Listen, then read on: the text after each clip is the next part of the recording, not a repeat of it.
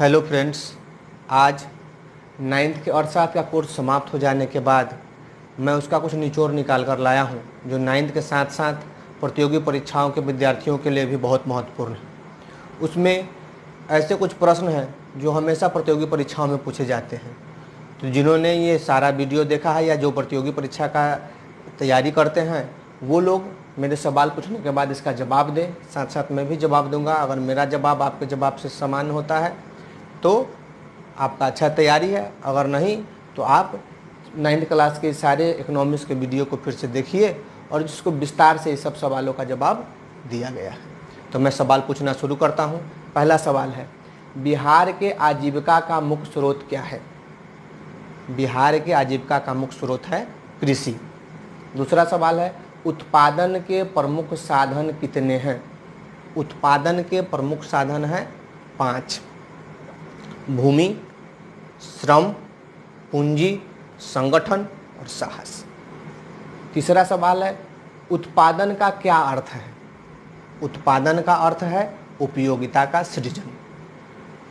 अगला सवाल है, उत्पादन का निष्क्रिय साधन क्या है? तो उत्पादन का निष्क्रिय साधन है भूमि और पूंजी। अगला सवाल है, अर्थशास्त्र में भूमि का तात्पर्य क्या है? अर्थशास्त्र में भूमि का तात्पर्य है प्राकृतिक प्रदत्त सारी मुफ्त वस्तुएं। अगला सवाल है, जो व्यक्ति व्यवसाय में जोखिम का वहन करता है उसे क्या कहते हैं? तो जो व्यक्ति व्यवसाय में जोखिम का वहन करता है उसे उद्यमी कहते हैं या साहसी कहते हैं। अगला सवाल है, उत्पादन का सक्रिय साधन कौन है? उत्पादन का सक्रिय साधन है श्रम। अगला सवाल है, देश में कुल लीची उत्पादन के कितने प्रतिशत बिहार में होता है? तो देश में जितना भी लीची उत्पादन होता है उसका 70% बिहार में होता है। अगला है, मनुष्य की मूलभूत आवश्यकताएं क्या है?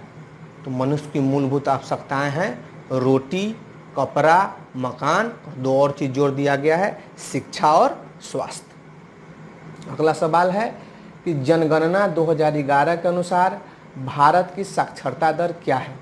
तो जनगणना 2011 के अनुसार भारत की साक्षरता दर 74.4% है, जो 1947 में 18% थी। और विश्व साक्षरता दर कितनी है? तो विश्व साक्षरता दर 84%, 84% है। अगला सवाल है, भारत में पुरुषों तथा महिलाओं की औसत आयु क्या है? तो भारत में पुरुषों की औसत आयु 64.2 वर्ष और महिलाओं की औसत आयु 68.5 वर्ष है। अगला सवाल है, बिहार राज्य की किस जिले में जनसंख्या सबसे अधिक है? तो बिहार राज्य के पटना जिले में सबसे अधिक जनसंख्या है और सबसे कम जनसंख्या है शिवहर में। अगला सवाल है, भारत का सबसे गरीब राज्य कौन है? तो भारत का सबसे गरीब राज्य है उड़ीसा और दूसरे नंबर पर है बिहार। शहरी क्षेत्र में व्यक्तियों को प्रतिदिन कितनी कैलोरी भोजन की आवश्यकता होती है? तो शहरी क्षेत्र में 2100 कैलोरी और ग्रामीण क्षेत्रों में 2400 कैलोरी। 2005 में सरकार द्वारा ग्रामीण क्षेत्रों में प्रति व्यक्ति आय कितना निर्धारित किया गया था? तो 2005 में सरकार द्वारा ग्रामीण क्षेत्र में 356 रुपया ग्रामीण क्षेत्रों में और 538 रुपया शहरी क्षेत्रों में निर्धारित किया गया था। अगला सवाल है, स्वर्ण जयंती स्वरोजगार योजना जिसे SGSY कहते हैं कब शुरू हुआ था? ये शुरू हुआ था अप्रैल 1999 में। अगला सवाल है कि भारत के गांव में कैसी बेरोजगारी पाई जाती है? तो गांव में कृषि में बेरोजगारी पाई जाती है और कृषि में कैसी बेरोजगारी पाई जाती है? अदृश्य बेरोजगारी। अगला है, भारत में शिक्षित बेरोजगारी का मुख्य कारण क्या है? तो शिक्षित बेरोजगारी का मुख्य कारण क्या है? इस शिक्षा में त्रुटिपूर्ण नीति, यही शिक्षित बेरोजगारी का मुख्य कारण है। सरकार ने राष्ट्रीय ग्रामीण रोजगार गारंटी अधिनियम कब पास किया था? तो पास कब किया था अगर पूछा जाए तो पास किया था सितंबर 2005 में, और अगर पूछा जाए कि कब लागू किया था तो फरवरी 2006 में। अगला सवाल है कि सन 1943 में भारत के किस प्रांत में भयानक अकाल आया था? तो बंगाल प्रांत में। उस समय बिहार भी बंगाल से नहीं जुड़ा था। निर्धनों में भी निर्धन लोग, जो निर्धन में भी निर्धन है, उन लोगों के लिए कौन सा कार्ड उपयोगी होता है? तो उनके लिए उपयोगी होता है अंत्योदय कार्ड, और जो गरीबी रेखा से नीचे होते हैं उसके लिए बीपीएल कार्ड, और सामान्य लोगों के लिए एपीएल कार्ड। अगला, गैर सरकारी संगठन के रूप में बिहार में कौन सी डेयरी प्रोजेक्ट कार्य कर रही है? तो बिहार में डेयरी प्रोजेक्ट कार्य कर रही है पटना डेयरी, जिसे सुधा के नाम से भी हम लोग जानते हैं। उसी तरह गुजरात में अमूल डेयरी, दिल्ली में दिल्ली डेयरी। बिहार के कुल घरेलू उत्पादन का कितना प्रतिशत कृषि से प्राप्त होता है?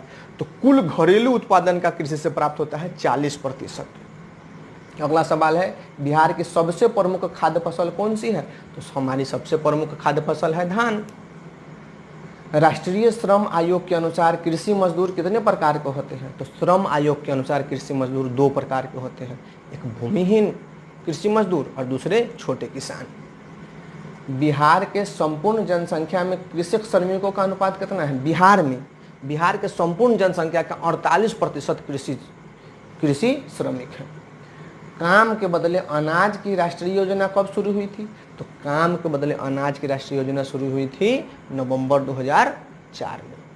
तो ये निचोड़ था 9th का। अगले वीडियो से हम 10th का इकोनॉमिक्स पढ़ेंगे। तो अगर आपको ये वीडियो अच्छा लगा इसे सब्सक्राइब कीजिए, लाइक कीजिए और अपने दोस्तों के साथ शेयर कीजिए, और हमारे साथ जुड़े रहने के लिए बेल आइकन को दबाइए।